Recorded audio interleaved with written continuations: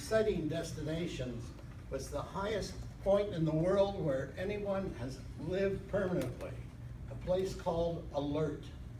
Alert is a Canadian military base at the very top of Canada.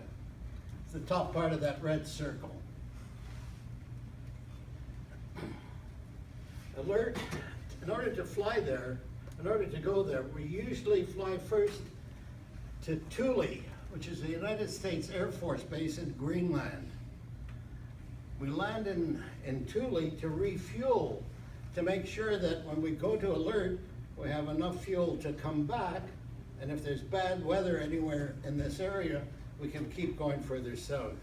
So it's sort of a mandatory stop going north in order to make sure we have enough fuel beyond that. Next slide. So we send our young soldiers up to Alert, and they've got this big city name, Alert, and different individuals have put up little signs with the distance to their hometown. And you can see it sort of looks a little desolate. Next slide. That's the city of Alert. All metal buildings. Everything that, of course, they use up there has been flown in. So there's a backlog of things they've been requesting. So for example, they needed toilets, and they got the toilets. And they've ordered partitions to build around the toilets. But the military people said, well, it's more important to get this other stuff up there.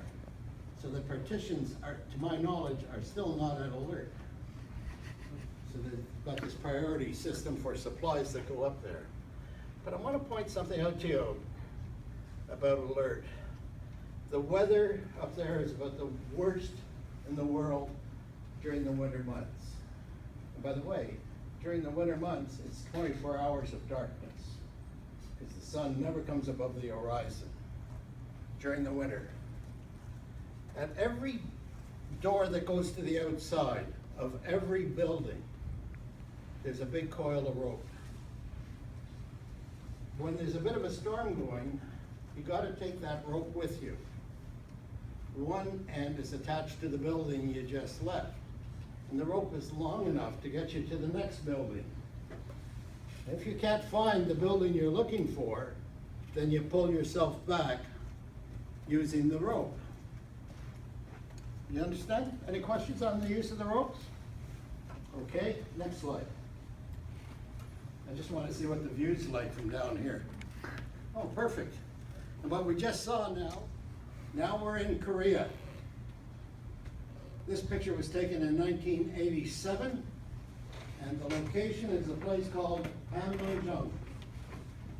Panmunjom is right on the border between North and South Korea.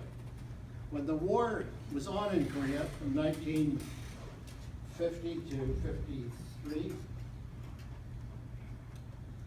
after a couple of years of fighting, both sides realized nobody can win.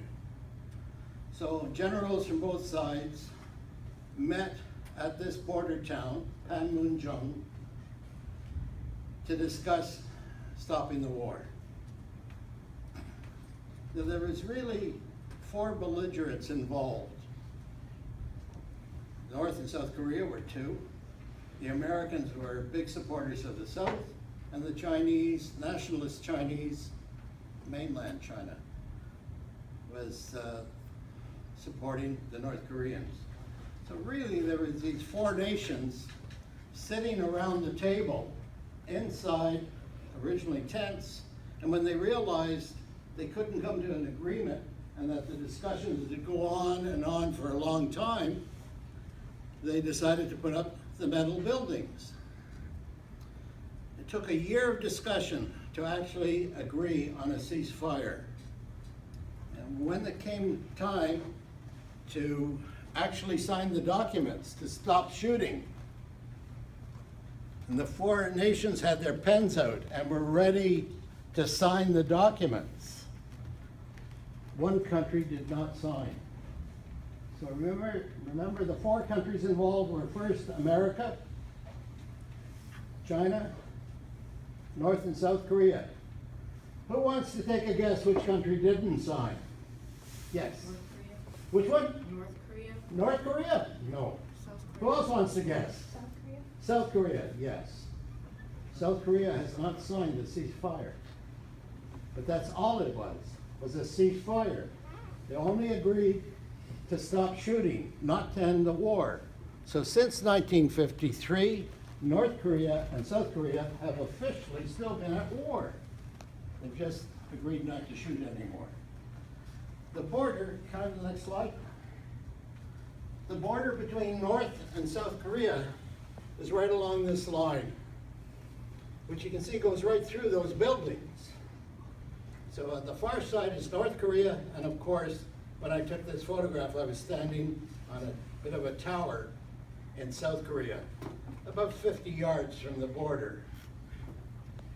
These are some Canadians that had just been inside the building to look at what it looked like inside. Next slide.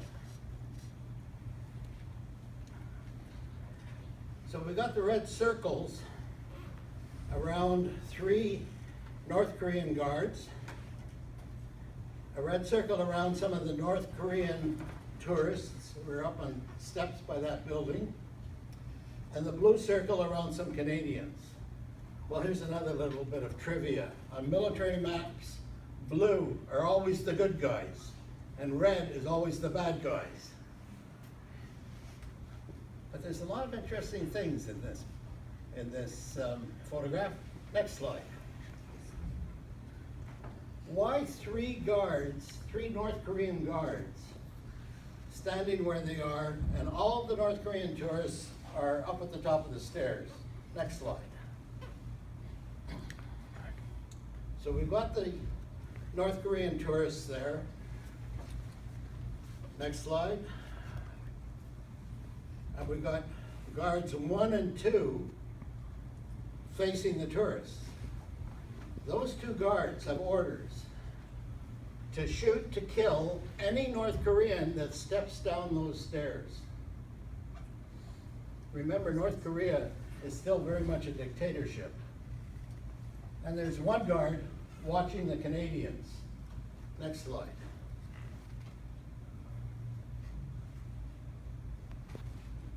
Mr. Fisher, can you just turn it off for 1 second? Thank you. Sorry. Okay.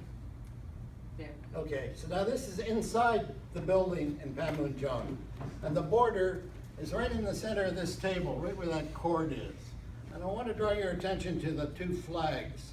One flag is the United Nations, because at the time of the war, what the South was really a group of military people from about 15 or 16 different countries who were called policemen, because the fight was between the North and the South of Korea. At that time, they were not 2 individual countries, they were just 1 country. It's like Scarborough attacking Etobicoke. So it was civil disobedience. So it wasn't armies, they were policemen. North Korea didn't like the fact that the UN flag was the same size as the North Korean flag. And they argued for 3 weeks in an attempt to get that North Korean flag to be higher.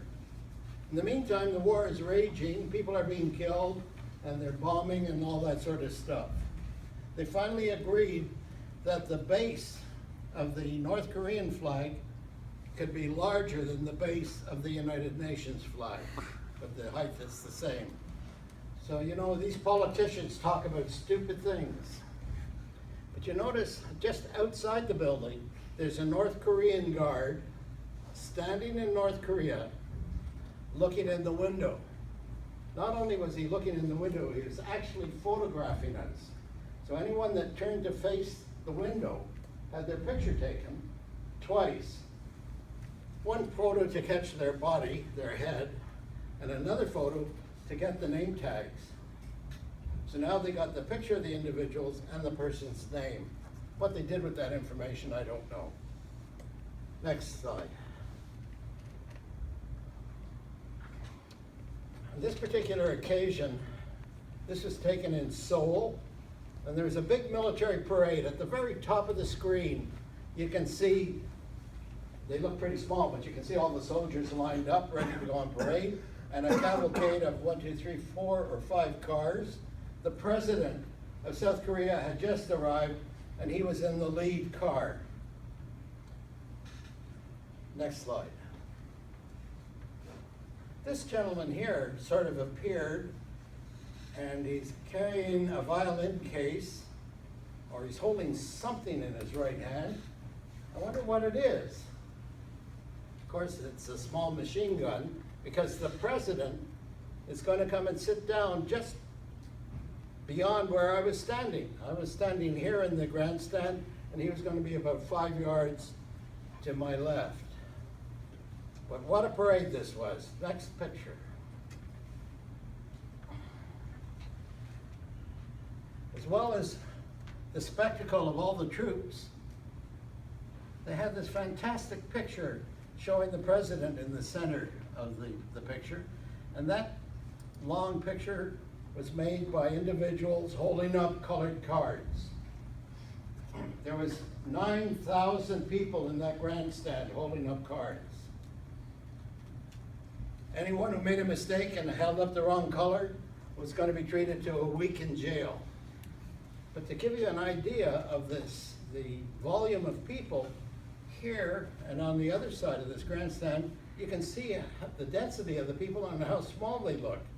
So it's reasonable to anticipate there are 9,000 people here.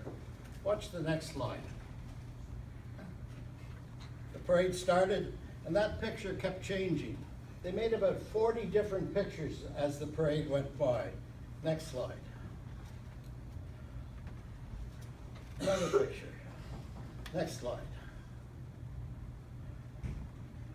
At times they looked like toy soldiers. There were so many of them. There was 30,000 people marching in that parade. Next slide. Next slide. Now this is interesting. I want to draw your attention to a particular group of people in this parade, in this scene. Next slide. This group, all with white helmets. They're parachutists. And they actually dropped out of the sky with their parachutes while the parade was moving. They landed in position, got rid of their parachutes, and nobody missed a step. Absolutely amazing thing to watch. Next slide.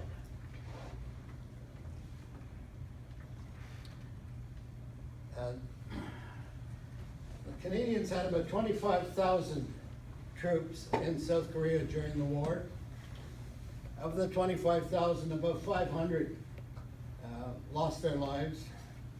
They're buried in a United Nations cemetery just outside Busan. Busan is a port city in the very southern tip of South Korea. And while we were there, I was there with a group of about 20 veterans. We planted a Canadian flag at each of the Canadian headstones. Next slide. Oh, now we're in Europe. Now we're in the Cold War. If you were captured during the exercise, you were taken to the Sedan Castle. You can see it's quite a sturdy building, and interrogated and in fact tortured. They really attempted to get information out of you. Next slide. As you arrived at the building, you were taken down this ramp into that darkness. Now the next photograph is taken from the inside looking out. Next slide. So you can see it's starting to look clammy and cold and pretty miserable. And when you were taken down there, that was all part of their torture process, because some of the lads were captured early in the exercise, and they would have been held prisoner